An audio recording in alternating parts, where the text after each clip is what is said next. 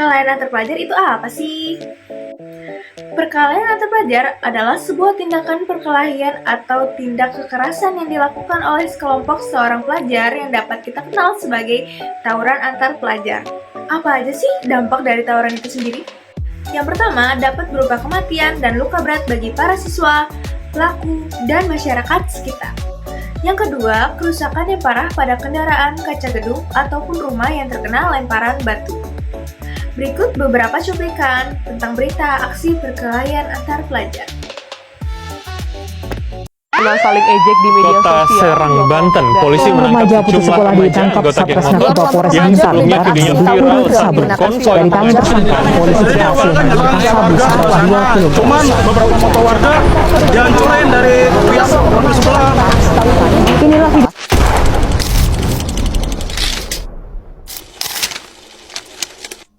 Adapun cara yang dapat kita lakukan untuk menghindari perkelahian antar pelajar. Yang pertama, membuat peraturan sekolah yang tegas. Yang kedua, memberikan pendidikan anti tawuran. Yang ketiga, menyelenggarakan ekstrakurikuler. Yang keempat, membangun silaturahmi yang baik. Yang kelima, memberlakukan seleksi yang ketat bagi siswa baru.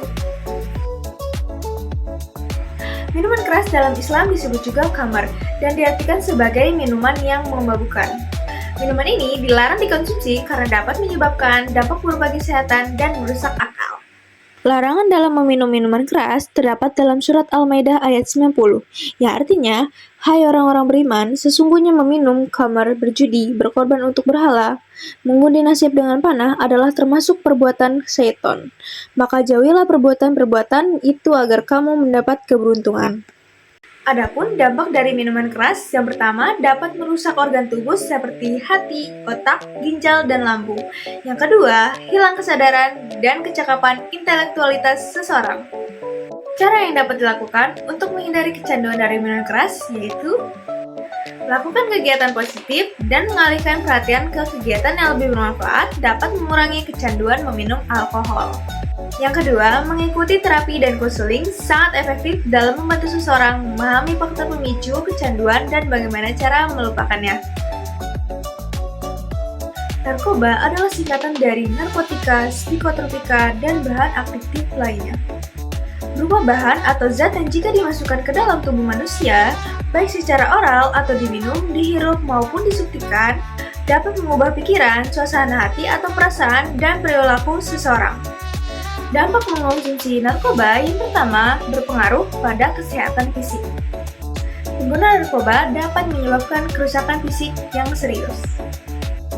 Misalnya, penggunaan opioid yang menyebabkan penurunan fungsi pernapasan, overdosis, dan kematian.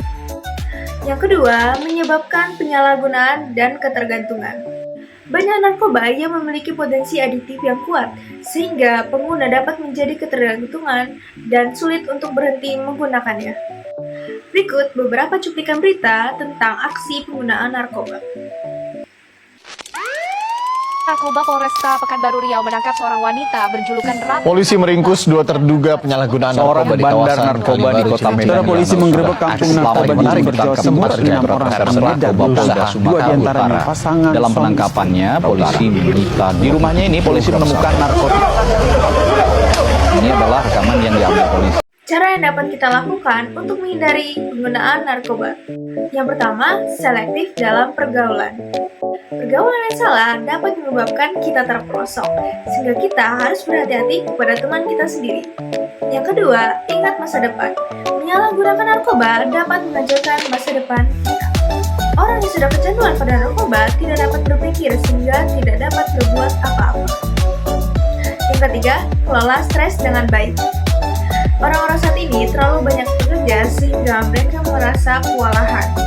Tapi pada akhirnya harus diingatkan bahwa narkoba